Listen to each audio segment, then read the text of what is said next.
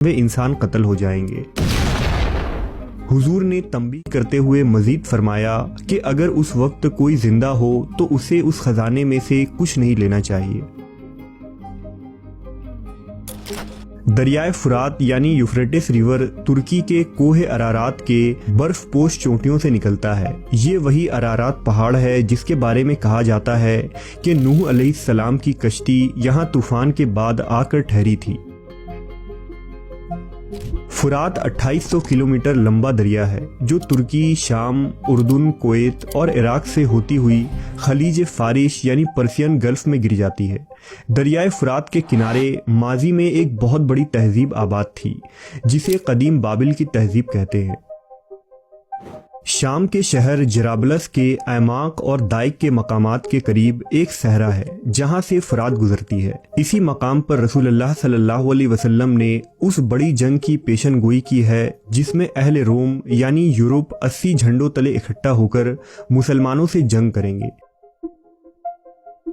इसी इलाके के बारे में शिया अकीदा है कि यहाँ वो गार सरमन राय है जहाँ इमाम हसन अस्करी के बेटे इमाम मोहम्मद मेहदी अलैहिस्सलाम रूपोश हैं और आखिरी ज़माने में आपका ज़हूर होगा।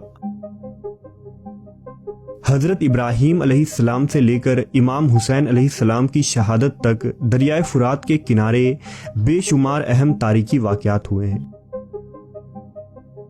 नहर फुरात का जिक्र बाइबल में भी मौजूद है। इंजील के मुकाशफा में इस नहर का जिक्र यूं आया है कि अनकरीब ये नहर सूख जाएगी और फिर क़यामत करीब आ जाएगी।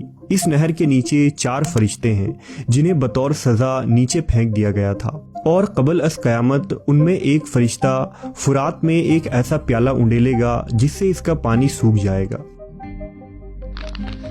बाइबल के मुताबिक जब खुदावंद खुदा ने आदम व हव्वा को पैदा किया तो उन्हें ईडन यानी अदन के बाग में रखा था जहां किस्म किस्म के दरख्त और फल व मेवे थे। इसी अदन के बाग को सींचने के लिए वहां एक अजीम नदी बनाई गई थी जिसकी 4 शाखें थीं।